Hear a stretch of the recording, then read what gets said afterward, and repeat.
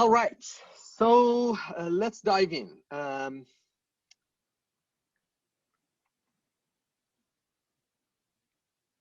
I still haven't managed to get my mouse working, so we will have to rely on words to point on specific locations on the slides.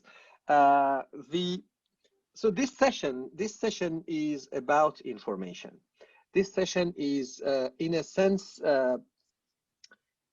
it's sort of,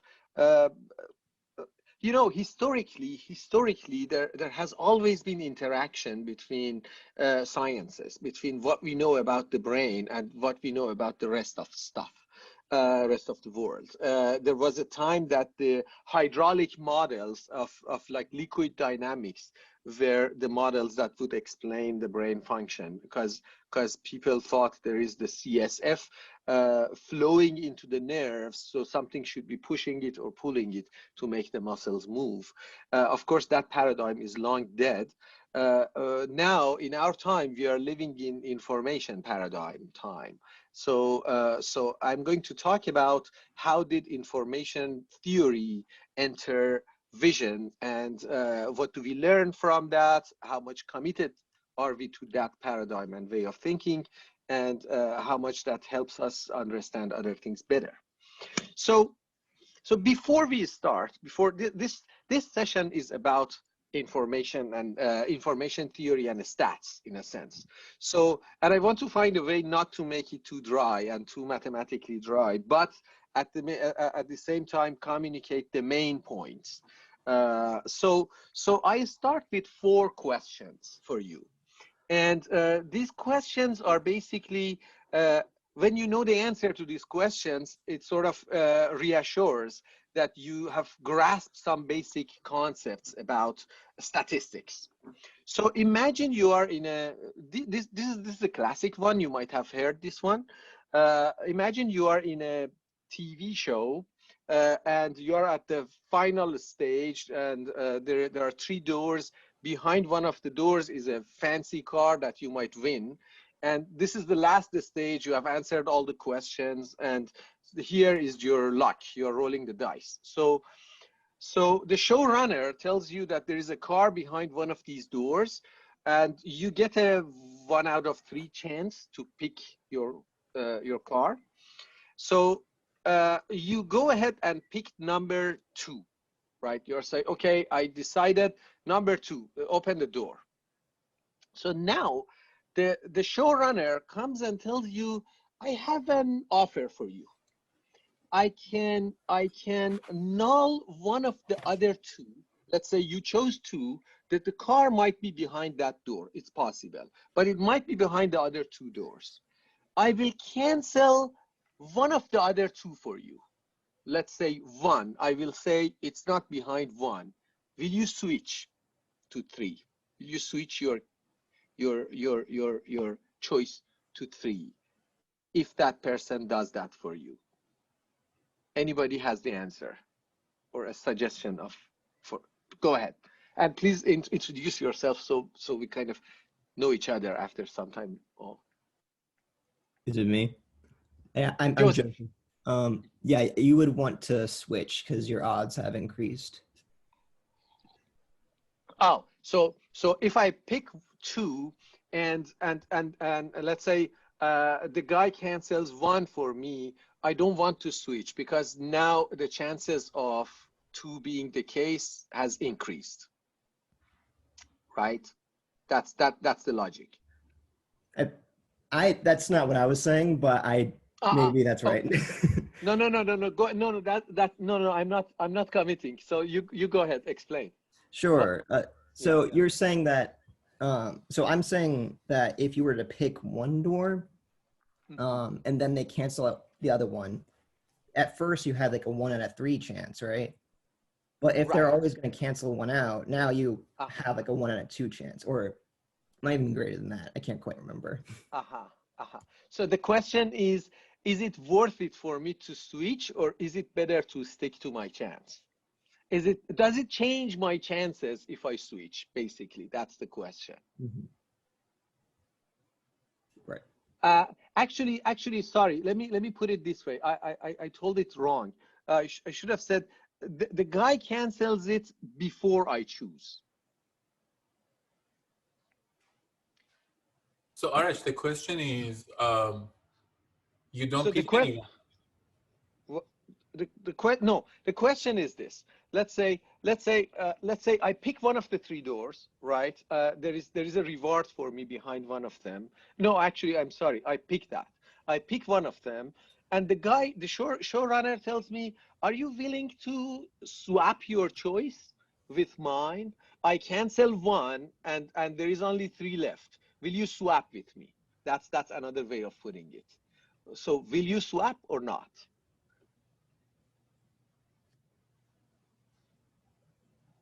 You would want to swap. You want to swap? Why? Yeah. Yeah, so Brendan here. Brendan. At first you have a 1 in 3 chance of picking the correct door, right? And between the other two doors, that's a 2 in 3 chance of picking correctly, right? But then you cancel one of those doors, but between those two doors, you still have a 2 in 3 chance, even though there's only one door left to pick from. So if you pick from that one door, you have increased odds of picking the correct door.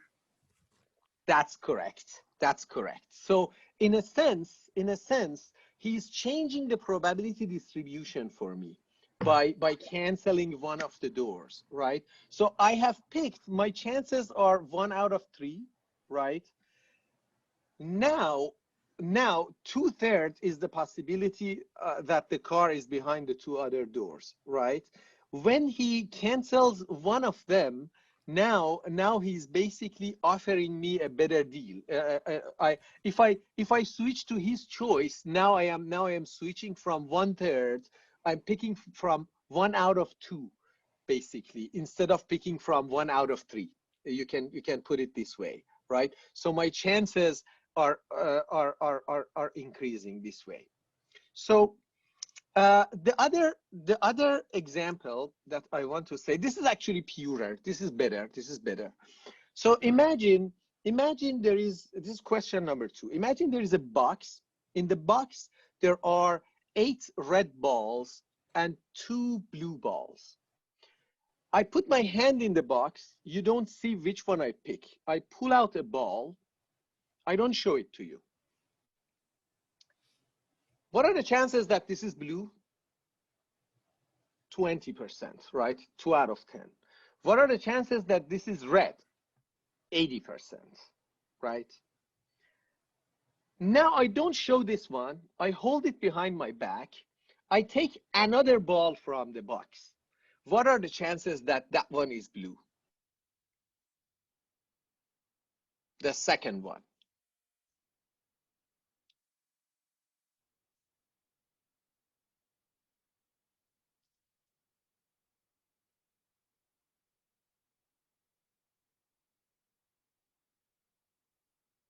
Come on. If no one answers, can I answer? Yes, please. Oh, okay. So, I mean, it's the same.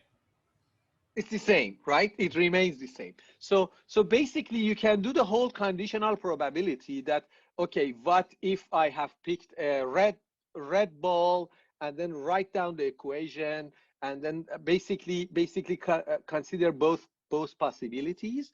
But the easiest concept is that if you haven't seen the ball in my hand, it is as if it is still in the box, right?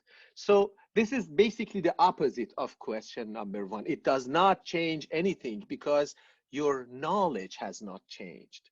So now we are beginning to touch the concept that information seems to be the opposite of probability. We will touch more on that. Question number 3. So there is a test for detecting COVID-19. It's a new test among the many that are being developed. And the test has only 1% false positive rate. 99%, 1% of the negative tested cases that are being tested are shown as positive. So One person comes to the clinic, actually, to make it more dramatic, imagine it's you. So you have received your test results and it's positive. What are the chances that you have COVID-19?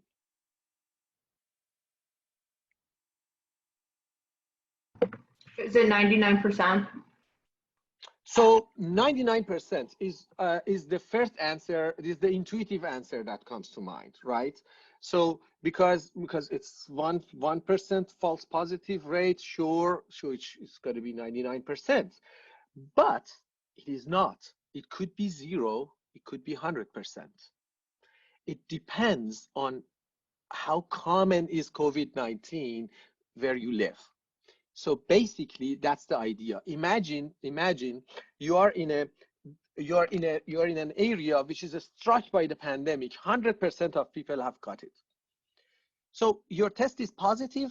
Does it actually carry any information, any new information? No, you are in an area that everybody has it, so most likely you have it. So even if your test is negative, the chances that that false negative case has happened increases because your prior assumption for the area is a high number. Now, imagine you did this test on somebody, I don't know, we do time travel 5 years back.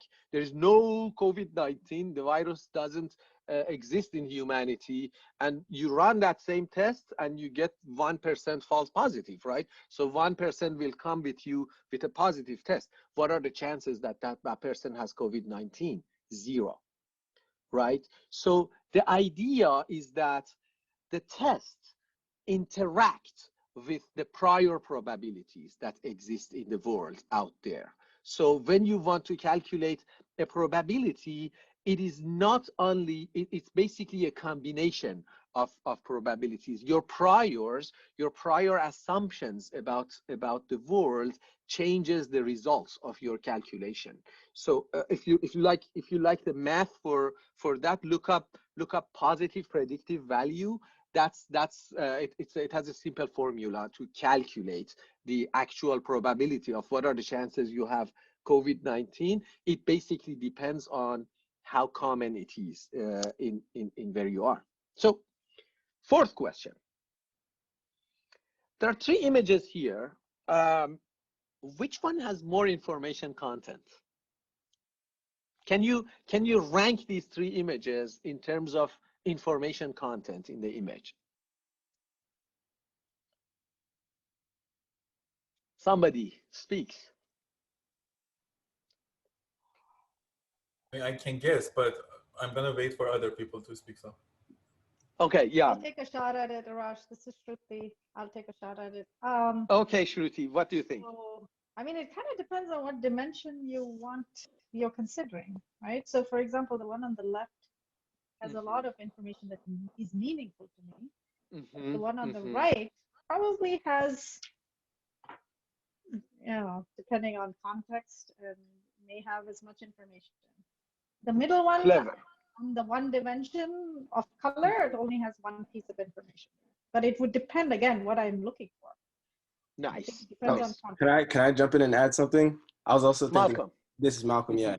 It also could depend on what is relevant in the context, because if you actually think about the red square, and you think of like pixels, that's actually has the, like if you think of a black square, that's the absence of any information. In the red square, there's information at all points of the square. So beautiful. So I agree with what you guys said. It depends on the context. I would follow up.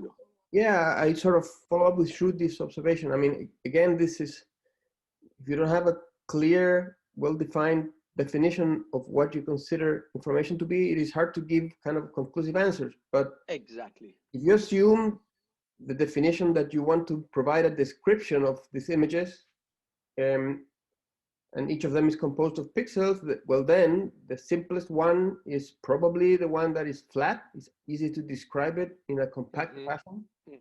The one of the galaxy is intermediate, while the most complex one would be the one on the very right, because it's essentially random. So you need a lot of Beautiful, beautiful. Because so as you guys summarized, it depends on what do we mean by information. And here the definition of information is basically how many bits do I need to encode that image. Basically, image information is what do we mean. How many bits do I need to, what is the minimum number of bits that I can actually reconstruct that image with again, right, without any loss. And so from here, I guess everybody agrees that the red one is the least informative one in that context, because once you know it is red, the whole thing is red, right? So before answering that question in a deeper way, let's talk about information theory, because that's where we get engaged into information. It was developed by Shannon, and the basic intuition is that information is the opposite of probability. That's the basic intuition behind information theory.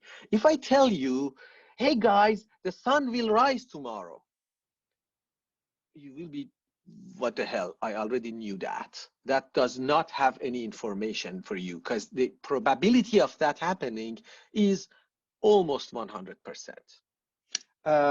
So that has near zero information. But if I tell you, hey, there will be a solar eclipse tomorrow, that contains a lot of information, because that's a very rare incident.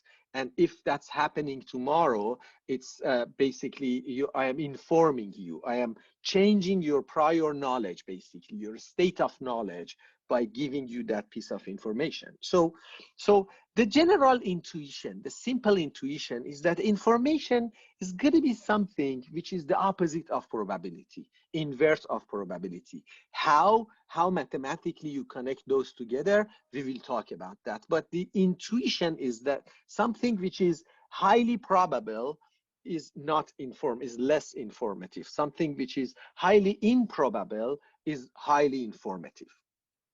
So now let's play another game.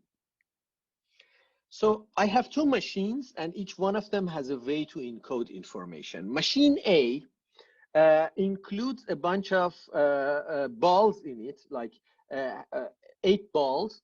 Half of them are red, 2 of them are blue, 1 green, and 1 yellow. And what I want is an encoding in schema. Let's say I am pulling out balls from this, and for some reason it matters to you what comes out of it. It could be that we are like whatever, some medieval tribe. For some reason we have some religious belief that it matters what comes out.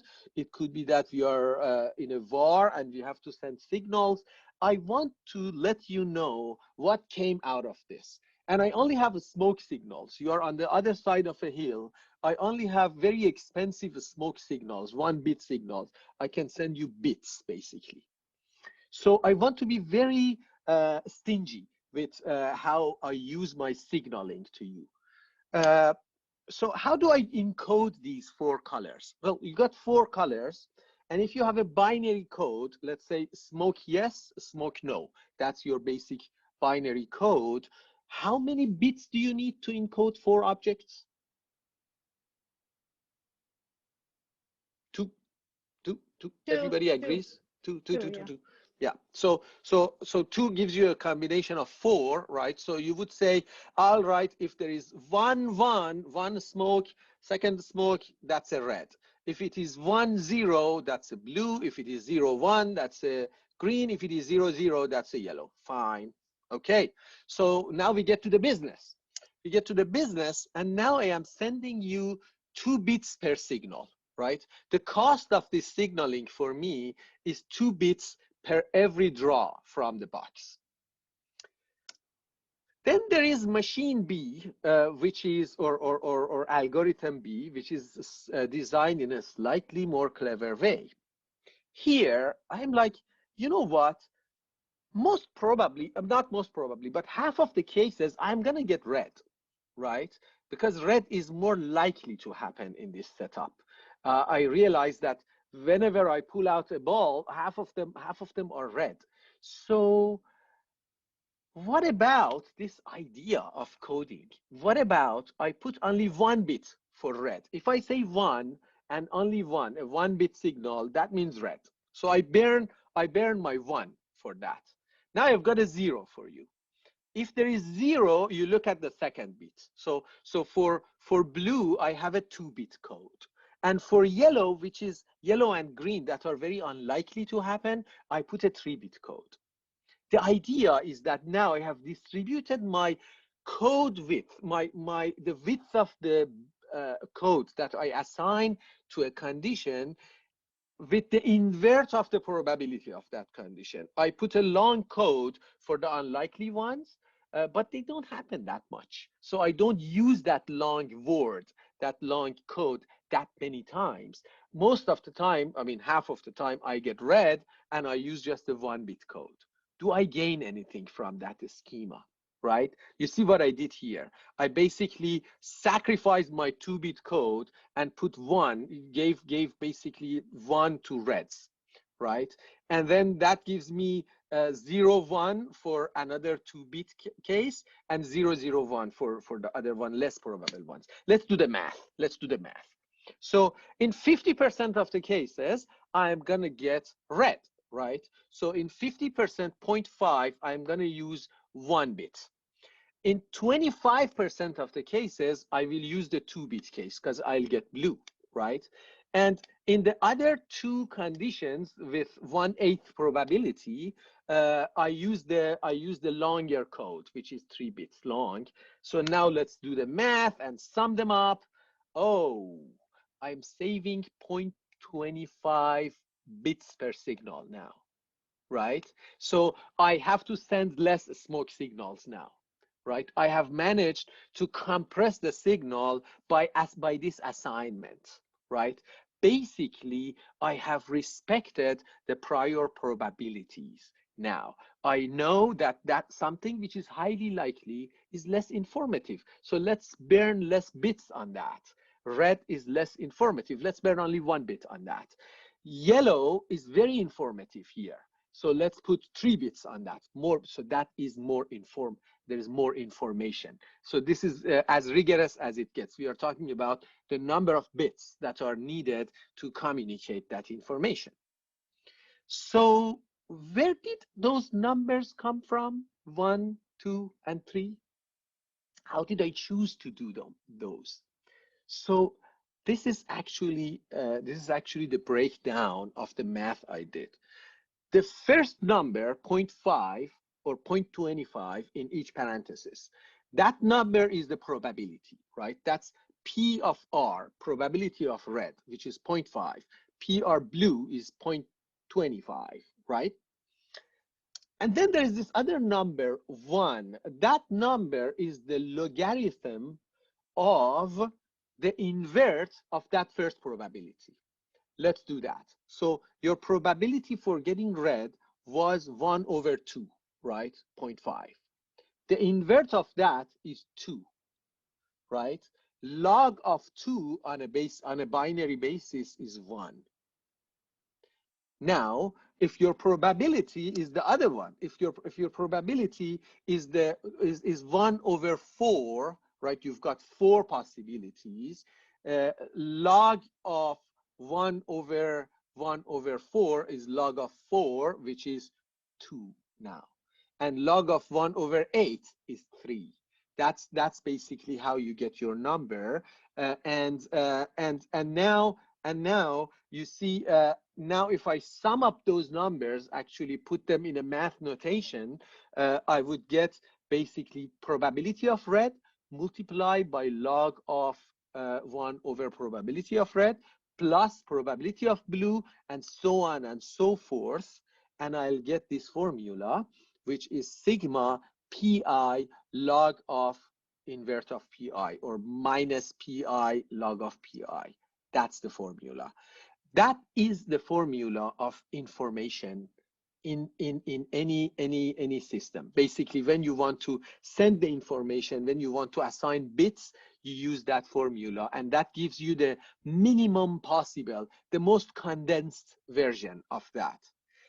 This formula is called entropy. That's the interesting intuition. That's the intuition that I want you guys to gain. Basically, now let's do that on our three pictures. So the central one, as you all said, has a lot of information redundancy. You already know it. I don't need to communicate it with you. You know the stats. So that's gotta be, I should put low bits on that, right? Out of the galaxy picture and the white noise picture, which one has more structure in it? The galaxy, right? That one has rules on it. So that one is more predictable. So that one has less information. The most of information is actually in the white noise image, as Shruti and Fernando mentioned. So that's that one is the most informative one, because that's the most chaotic one. So this is an intuition that I want you guys to, it's sort of a little counterintuitive. If I ever want to tattoo a formula on my body, it's got to be entropy, because that's a very interesting formula. That's a very interesting concept, right? That information and entropy are same thing. The more chaos, the more information. The less chaos, the less information is in there for you, because the less you can predict things when it is more chaotic. So get this. Let's learn this concept of information redundancy. No matter what your schema is, what your setup is, there is some information redundancy that you can get rid of. Like in the previous example, if I put 2 bits per signal, there is 0.25 per signal bit per signal information redundancy there that I could have squeezed out. I could have compressed the signal more. So now let's talk about images. Also, let's take images to the state space. You remember we talked about the state space last time. And so let's take images, actual images, into state space and see how do we deal with that. Well, of course, you can create a state space for each image, 1 pixel for 1 dimension for each pixel. And of course, you are not limited to 3 dimensions. If your picture has 2000 pixels, you can imagine a 2000 dimensional space. A point in that space is 1 image, right? It's an actual image. Well, you move around in that space and explore different points. It turns out that most combination of pixels, random combinations of pixels that are filling this space are noise. Only a very limited fraction of those are images that are natural images, the type of images that our visual system actually deal with. Bear with me for a second. Let's take a fun detour for a minute before diving in deeper. There's this short story by Borges. I don't know if you like Borges. If you don't like Borges, you should like him, because Borges is great. So there is this story, Library of Babel. The story goes on as there is a library which has these hexagonal rooms, and it is like a beehive. It's like every room is connected to another room, and every room, and it keeps going, and no one has seen ever the end of the library. It just goes forever. And in each room there are bookshelves on each wall, and each bookshelf has so many books, and so on and so on. But when you pull out a book and open it up, it's gibberish, mostly gibberish. And we take another book, it's also gibberish, like stuff that nobody understands. And people are discussing with each other, what is the meaning of these books? It's actually sometimes strange, because sometimes you find meaningful sentences in there, but then they are lost. Sometimes you find meaningful words, and they're talking about what is the code behind that, how can we decode these things. But some people think, I'm not sure if that's exactly the Borges, where Borges goes, because I read it a long time ago. I want to go somewhere else, but I believe he mentions, I guess he mentions that some people think it's just random. It's just a random sequence of words, and it doesn't have any meaning actually in it. So why did I bring that up? Because somebody actually has made Library of Babel. Basically, it's a website that you can go in and type in whatever you like, and it finds that for you in Library of Babel, because Library of Babel is the combination of all possible letters. Basically, what they have created, and they have done a little interesting math trick for that, but what they've done is that they have created all possible combination of letters for certain lengths, right? So every combination of letters exists there, and how did they do that? I'll say in a second, because that is that sounds impossible, right? To actually save all possible combinations. So let me share this other screen with you, and let's go take a tour of Library of Babel. Do you see this? Yeah. Okay. So let's see. I need a text. I need a text that one of you guys have written. What do I do? Rosa, how about one of your papers? I'll search Rosa, and let's say scholar. How about that paper? So let's say the description of Rosa's paper. I have to avoid parentheses, so I take that one out. All right, so this is basically what Rosa wrote in 2013, right? And now we take it to the library, go to the search. You see my window, right? So, and copy Rosa's text here and search. Boom. So on that room number, on that book number, on that page number 271, it's written to assess the organization of IT. We measured functional magnetic. So it exists there. The paper that Rosa wrote years ago exists there. And you know what is the freaky part?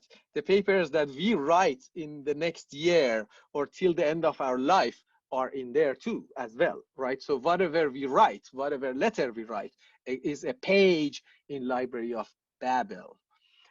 So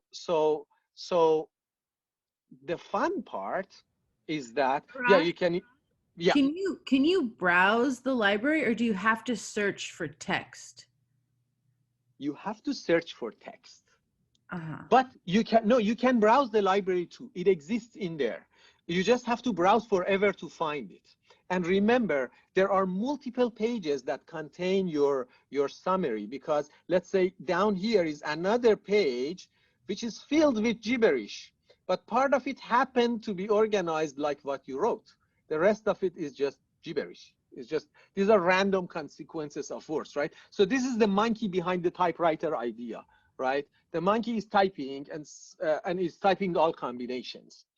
Well, how do they do that? I'll get back to it. But here, what I wanted to communicate is the fun fact that Library of Babel has an image archive as well. It's the same concept, right? Images are also a bunch of pixels, and a bunch of pixels can get all different values. So if you have a whatever 400 by 400 image, there are only so many combinations that can exist in there. So these guys would claim that they have generated that, right? So now we can do image search.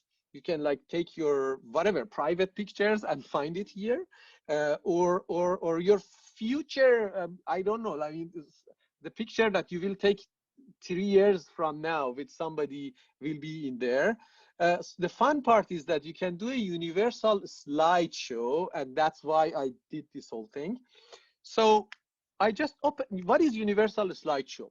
I just go through the pages of image library of Babel, right? So that's one of the pages. Let's do another one. Let's do another one. Let's do another one. Let's do another one. How many should I go to get to something meaningful? Those pictures are there, right? My pictures are there. How hard should I search to find them, right? It appears that I have to search it forever. So because the combinations are huge. I want, from this analogy, I want to communicate 2 points. One, most of the images, most of the possible images are junk. Natural images are a teeny tiny proportion of that state space, that possibility space. Number two is that how are they doing that? This is a lot of images. How are they saving all these images in a library? Well, technically they are not saving them. They are hashing the images. So basically what they do mathematically is that every combination of words or pixels, every combination of that can be encoded into a unique code, right? That unique code exists. And if you activate that unique code again, it's gonna generate that same image, right? For example, I can write you a letter, go search it in Library of Babel, and find you the page number, find the page number, send you the page number, right? You will go in there and find that page number and find my letter. But that's a stupid thing to do, because the length of the code that is needed to encode my message is actually the same as the length of the message. Or actually in some cases could be longer than the length of the message. So let's hold it here. I will get back to this concept, but at this stage, let's do you see the slides again? Yep. No, we're still on your web browser. Ah, okay. So let me.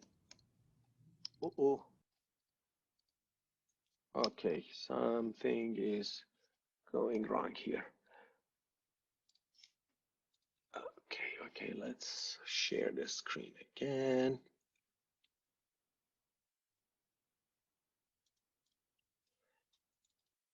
All right. Okay, so now let's talk about Horace Barlow. He just died in July, so I kind of want to pay a tribute to him. He was like God's age, slightly younger perhaps, and he has made lots of contributions to vision. He's coming from a very noble British family. He's actually a grandson of Darwin, so Barlow had this idea that there is information redundancy in the natural image. Basically, he takes this idea that natural images don't look like noise. They don't look like pixels that are totally irrelevant, unrelated to each other. He says that he thinks that if you throw a dart at a natural image, the points around where your dart landed are probably the same color as the point where your dart landed. Natural images are segmented, or the way David Maher later summarized that concept, tendency of matter to cohere. Matter likes to get lumped. That's a physics law. That's the result of physics laws. And in other words, this is actually I think philosophically the deepest point that I want to communicate today, which is the world is not random. The world is not random. The world is, there is this notion of symmetry in physics, that if all possibilities are equally possible, that's a symmetric world. When the possibilities become asymmetric, you break the symmetry. That's where you have the laws, or you have things, you get things like gravity or electrical force and things like that. So the idea is that symmetry breaking is behind pattern formation. When the symmetry is broken in the world, patterns form. The world is not random anymore. The physics has some laws. So images that hit the back of our eyes are not randomly organized, and basically we can use that, the fact that those images are not randomly organized, to get rid of information redundancy in those. So this is actually the opposite of what we used to think before him. We used to think that we want to extract information from the image that is coming in. But he would say, we want to get rid of information redundancy. We want to take this image and make it as small as possible, find its principal components, basically. So the other thing that is coming from Barlow's philosophy is that a brain is useful only if there is information redundancy in the world. That's also interesting. If we lived in Library of Babel, if our world was like that, our visual world was just all combinations symmetrically possible, equally possible, there was no point in having a brain. There was no point in having a brain because no information could be compressed in that world. In a world like that, you cannot compress the information. So every noise pattern, you should just memorize that pixel-wise, right? And that's not what the brain does. So in a deep sense, brain is possible because there is order in the world. Thus, it is possible to harvest basically invariance from the image and get rid of most of the information redundancy. So according to this view, information processing means decreasing information redundancy in the image.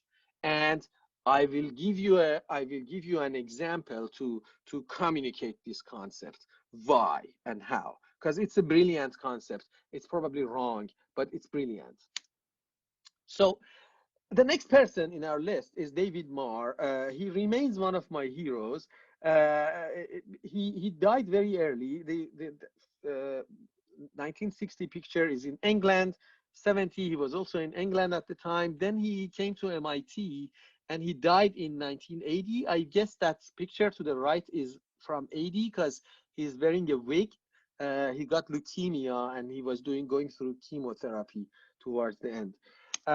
So he has written two famous books. I mean, he has not written any of them technically, but it's his work that is gathered, Vision and From the Retina to the Neocortex. So let's chat a little about David Maher. Maher's 3 levels of analysis is probably the most famous thing that we know about David Maher. He thinks that, and it's not just David Maher, it's David Maher and Tommaso Poggio, to be fair, that developed that idea. So the idea is that if you want to understand a system, if you want to make sense of a system, you can interact with the system at 3 levels. One level, the highest level, is the theory level.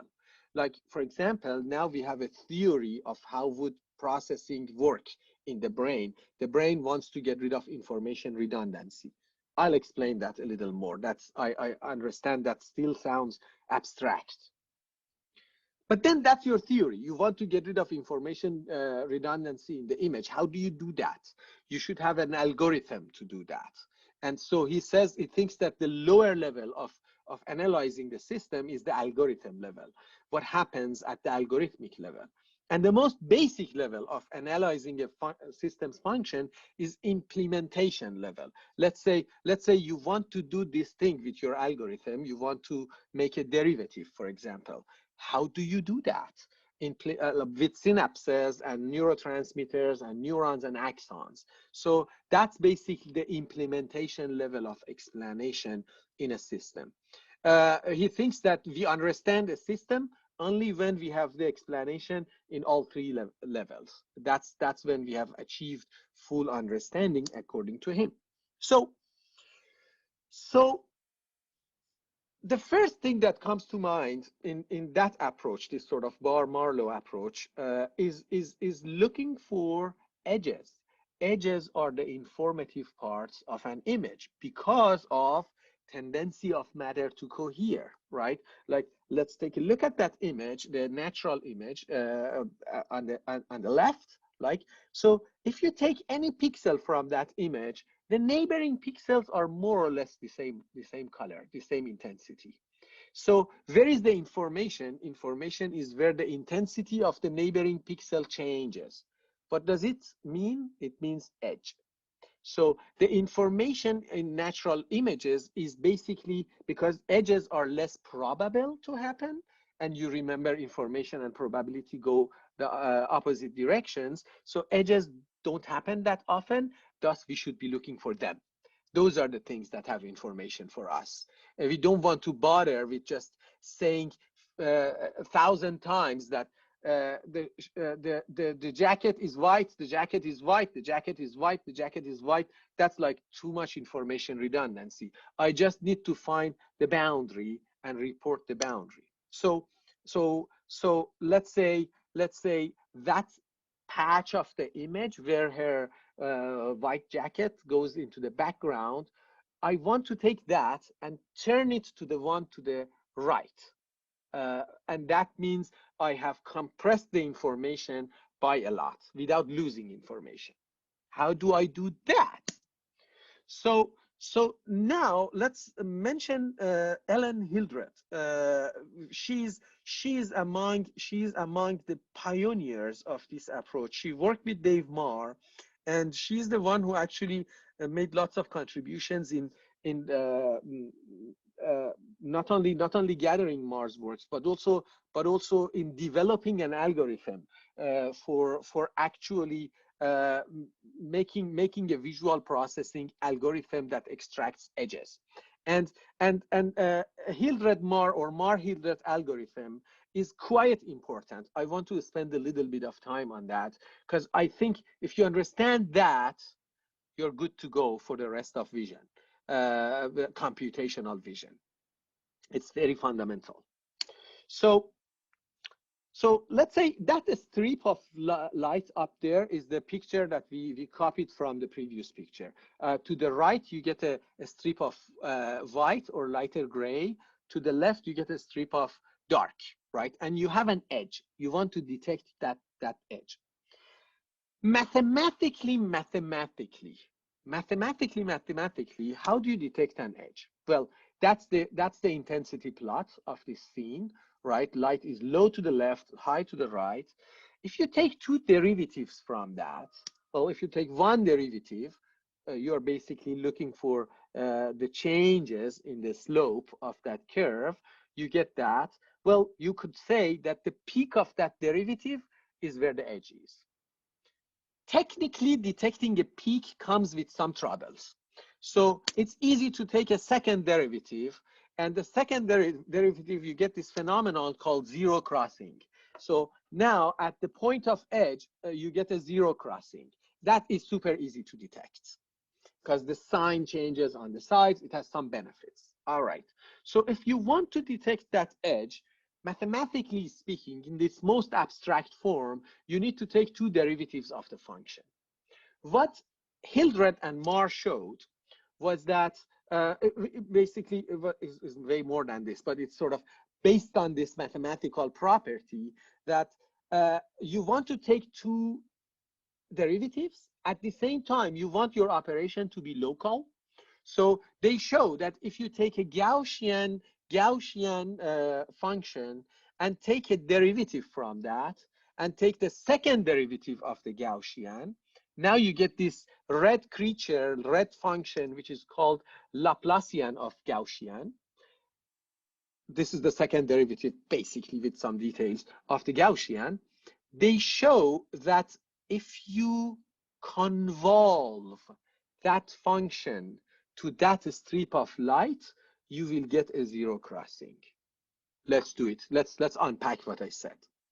What is convolution? That word is important because that is the same word that you see in convolutional neural networks. So let's understand this. This is the essence and the basis of the most state-of-the-art systems that we have today. So convolution is easier to do rather than explain. So let's do a convolution together here. So I take that function, that red function, Laplacian of Gaussian, and operate it on the left side of my image. What does operate it mean? It means that I take that function, multiply it to my image values, and take the integral of the curve, take the area under the curve. So now, let's say I am in the zero zone, I am in the dark zone, so I am multiplying that function with a bunch of low numbers, right? And now look at the shape of that function. It has two flanks that are positive and one big flank that is negative, right? Or it could be the other way around, doesn't matter, opposite directions. That's a property of Laplacian of Gaussian. They have the same area. The positive area and the negative area are equal. So if I multiply black to all of it, a small number to all of it, and take an integral, what do I get? The integral of black plus black minus black is 0, right? They cancel out each other. Now, in convolution, you do that, then you shift your function a little bit, and you do that again. You get the same thing, then you shift it a little bit, then you do that again. Now you see the flank of our Laplacian of Gaussian is getting into the light, right? That positive flank is going into the light. That means that now the integral of the curve, the area under the curve, is turning positive, is deflecting to the positive values, right? Because that flank is getting some light, the rest of it is still in the dark. And as you go further into the light, that number peaks, but as soon as the inhibitory area the negative area starts to get into the light, that number goes down again. When you are half and half, you go down to 0 again. Now the opposite happens, and you basically get a zero crossing. So that is the notion of convolution, and convolution is basically means operating that function onto the light function, multiplying it, taking an area under the curve, and then shifting it over, right? So this is the most basic, among the most basic functions of vision, turning a pixel intensity map into an image edge map. The edge map is much smaller than the intensity map. So we've got about 100 million photoreceptors in the retina, but the ganglions that are sending that signal to the brain out of the retina are only 1 million. So basically it compresses the signal by 2 orders of magnitude. This is not the only thing that retina does, but it's one of the things that it does. Well, can I ask a question? Please, yeah. Can you go back to the previous slide? Mm-hmm. I mean, if you think about entropy, the derivatives that you're showing us here, it doesn't change the entropy. It doesn't get rid of redundancy at all. So it does get rid of redundancy because the way we read that signal out now. So basically now what we are sending the brain is not the pixel values of every point. It is basically the zero crossings. You just find the zero crossings and send those guys out there. So in that sense, the average bit numbers that we have to send to the brain to encode this image has shrunk dramatically. That's what we have gained. Yeah, I mean, to me, the shrinkage is from the Gaussian when you are pulling a lot of dots together and sum them together. But making the derivatives, I don't understand how come that can reduce the information. So can you bear with me for one more slide? Sure. And Yeah. then I'll get back, because that's an important question. So how does this thing happen in actual vision, right? Is the question, and I'll try to answer Reza's question in that context. So first of all, Laplacian of Gaussian, in reality, it's a 2D function. It's a 3D function, right? So it's not, image is not a one-dimensional thing, as I showed. It's two-dimensional. So you need to rotate your Laplacian around itself to get a 3D function to operate on the image. This is called, these operators are very well known and they're widely used. They're called Mexican hat, because they resemble a Mexican hat. So at home, we call them Mexican hat. The formal version is the Laplacian of Gaussian, and the mustache is not necessary for the argument, so we can get rid of that. So what do we do with these Mexican hats? We basically tile the image with those. That's what convolution is, right? You don't need to do it one by one. You just tile the image. You can do it in parallel, pass the image through that filter, and you get your edge map out of that. And I get back to Reza's question, I promise, because that's an important question. So the idea of, up to this point, this is all in machine vision. This is machine vision. This is working. We are still using those.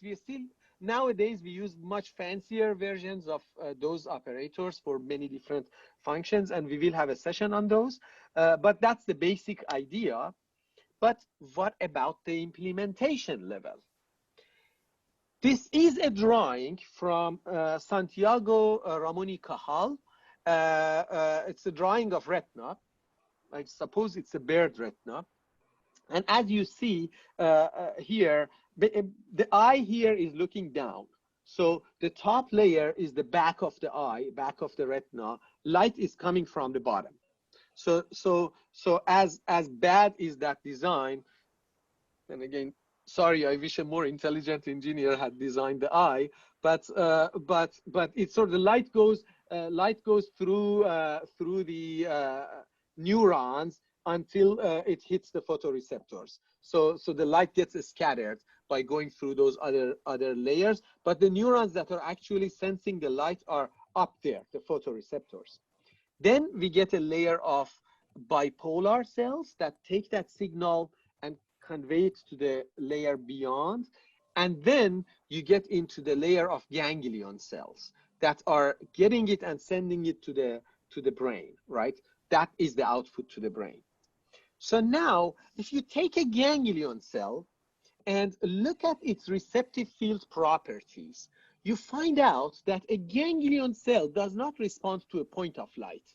A photoreceptor responds to a point of light. A ganglion cell responds, a typical ganglion cell, there are many different types of them, but a typical one responds to an active center of light. Like if you shine light exactly where it's in the center of its receptive field, it activates it.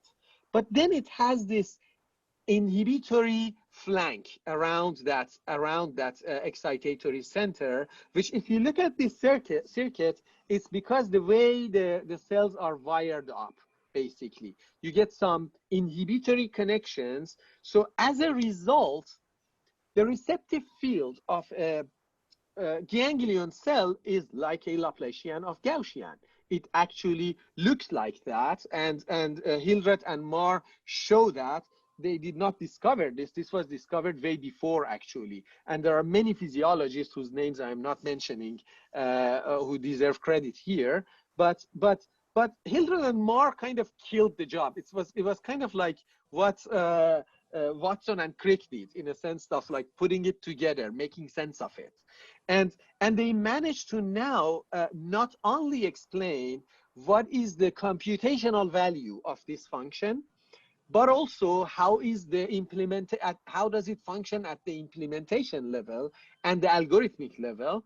And also one more important thing, now they are explaining phenomena that are beyond neuroscience, phenomena that belong to the field of psychology, which is basically this illusion called Hermann grid illusion. If you look at there, actually, let's look at this first. Imagine I have a display like that, and I have my Mexican hats tiling this. So when the Mexican hat falls at the crossroads, it gets this sort of a smaller response, because now the center of it is being activated, but the surrounds are not. So you get sort of an you get a asymmetric response basically from your Mexican hat. And well, this one is explained by the off-center ones. You could have Mexican hats that are on at the center and off at the flank, or the other way around. So you see the dark things in the corners, in the crossroads. It gets a little darker. So that phenomenon is historically explained by the Mexican hats, although recently that notion has been challenged. And now we know that this illusion at least has high-level components as well. But it was a triumph at the time to basically come up with a theory, information redundancy. Basically, the job of the system is to compress the information, show the operator that can do it best, show that the eye is doing this, and connect it to some behavioral phenomena in psychology. So I've got maybe one or two more slides, but before going there, I used the opportunity to address Reza's question. So actually, I guess I should go to the math, to that one. So Reza, imagine that you are communicating the, let's look at the three plots to the left, the blue, orange, and red curves. So let's say you want to send those information at high resolution to the brain, send those functions to the brain, right? And for each one of them, take 1,000 samples. Basically, each get 1,000 sample to send the shape of that function to the brain. You are not going to save anything by doing that. So basically, by making that transformation, nothing is saved for you. I guess that's your point, that you would need equal amount of bits to do that. But the trick is that when you go from that pixel presentation to that higher order presentation, you can actually lower your resolution without losing information. You can actually drop the number of samples that you are taking from the function, and you are still fine. That's the magic. Basically, the idea is that these. So let's say you wanted to drop the number of signals to the eye by a factor of 100, right? So you've got 1 million photoreceptors, and you put a bunch of Gaussians, right, and compress them into. You got 100 million, and you compress them to a 1 million matrix output, right? You have lost information in this transformation, right? Because you have blurred your image by doing this. But if you do it by the Laplacian of Gaussian, you still go to that lower factor. You lower it by a factor of 2, but you don't lose information that much.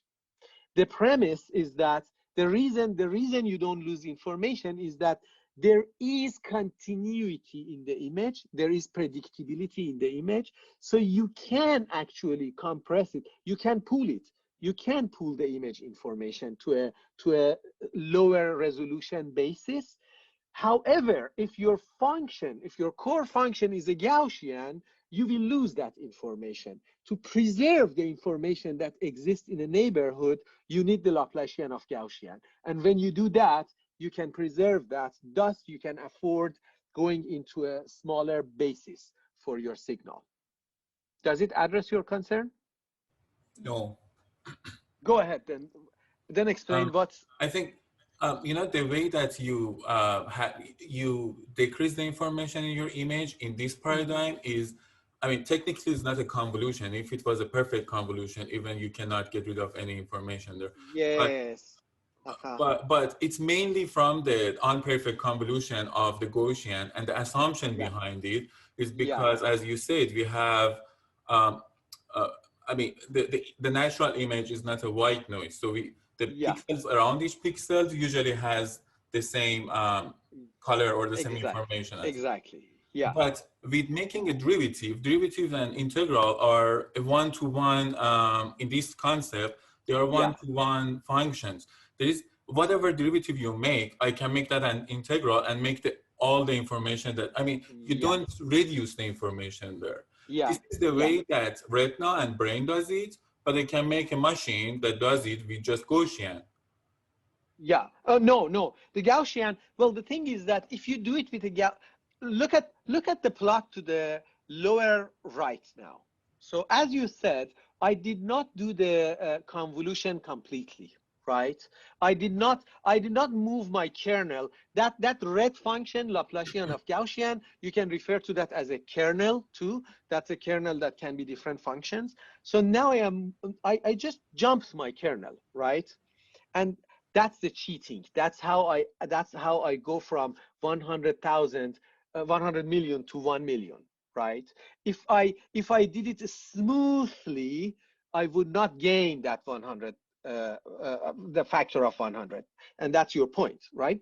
So the point I'm trying to make here is that if I use a function that this extracts information redundancy, I can afford that without losing information.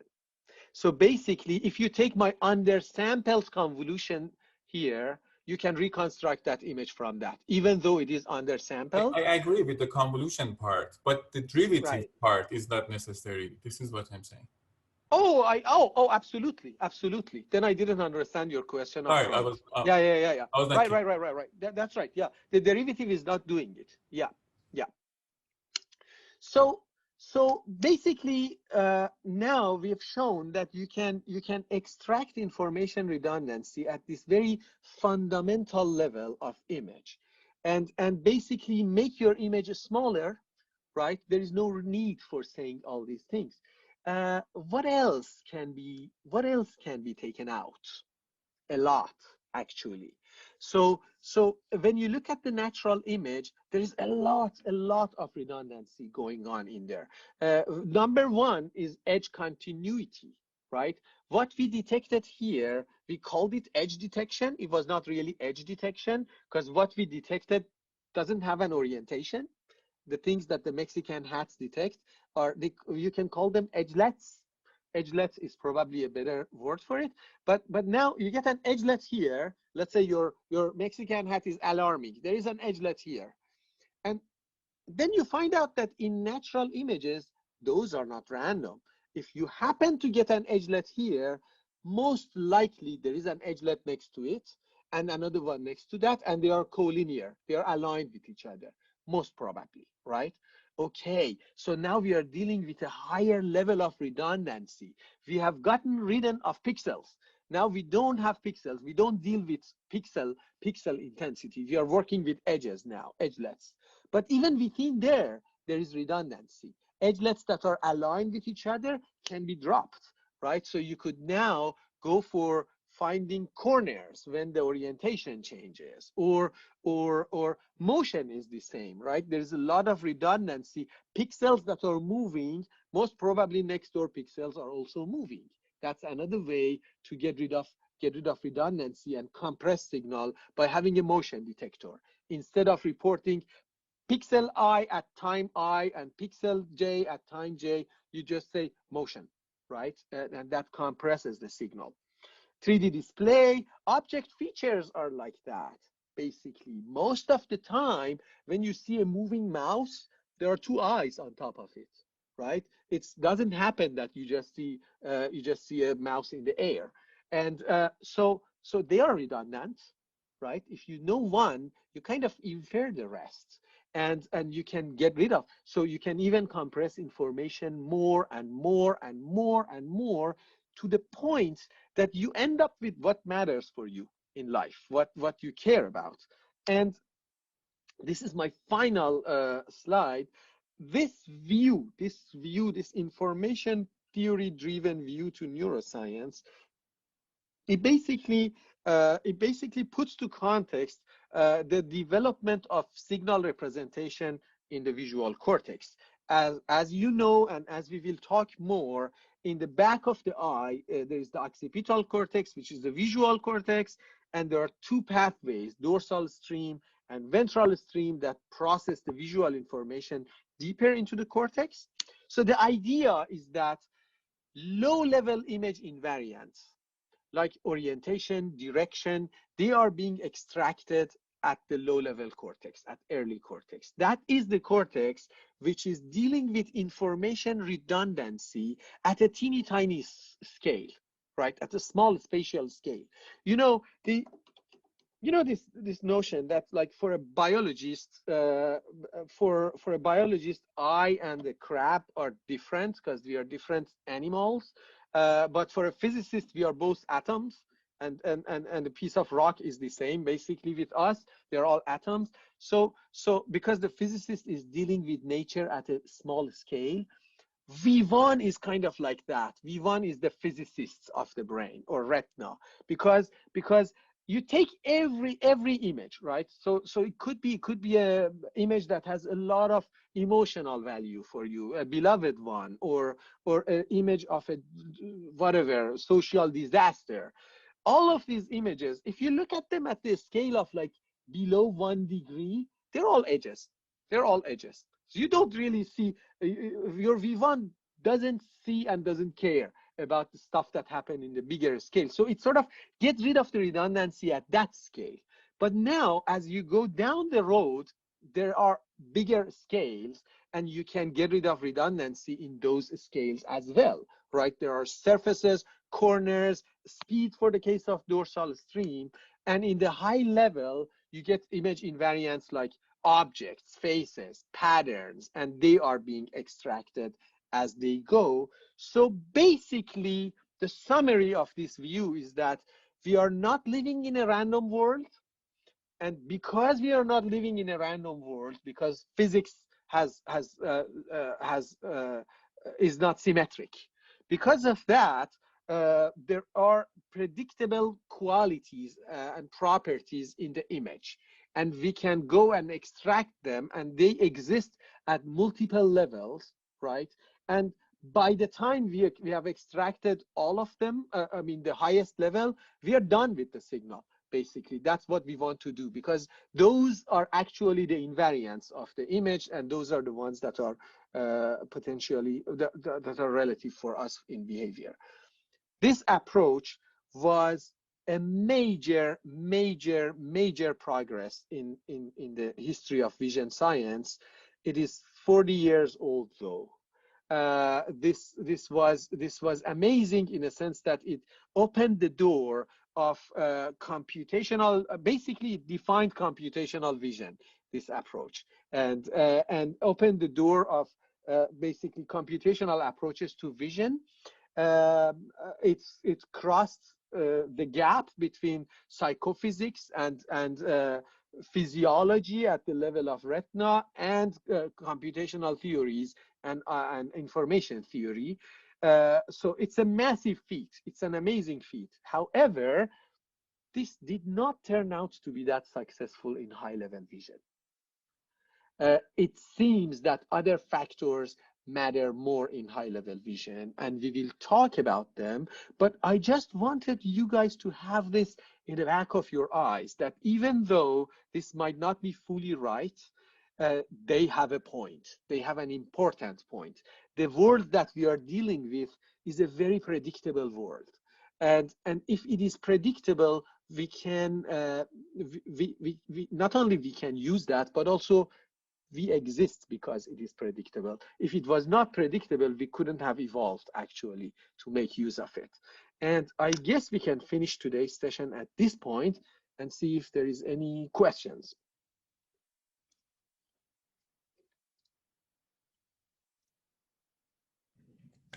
Thank you. Thank you.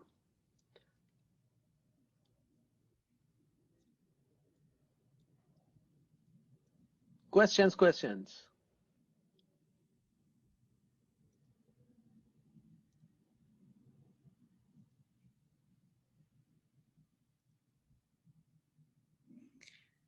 ask a quick one, Arash. So this is Shruti.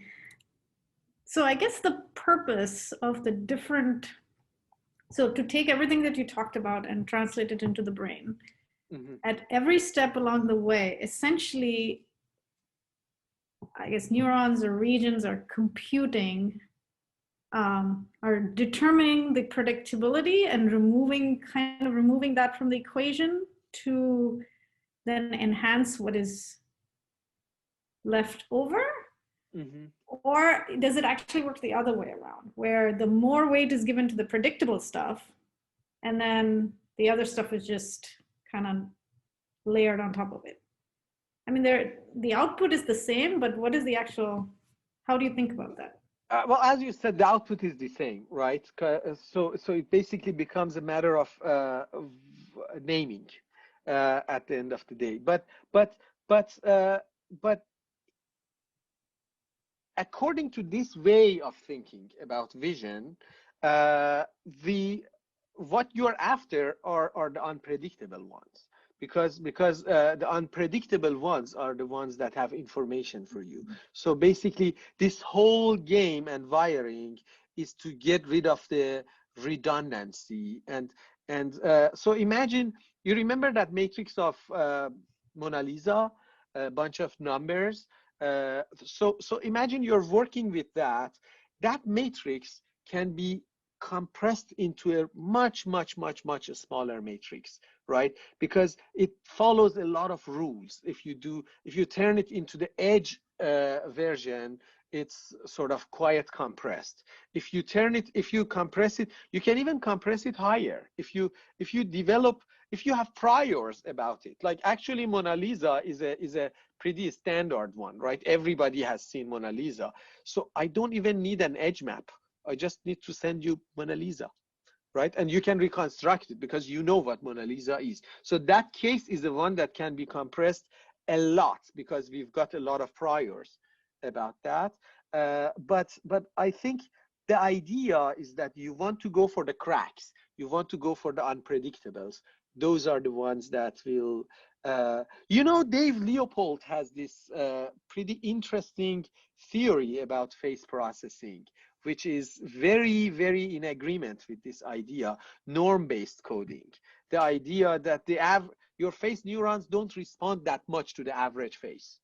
They respond to the faces that are different from the average because they are the ones that carry information for you, not the ones that are the average. The average is the basis of your expectation. Thank you. Thanks, Shruti.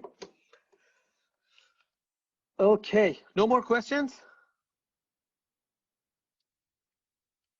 Okay, that's embarrassing. Is it because it's like you're left behind, or it was too easy?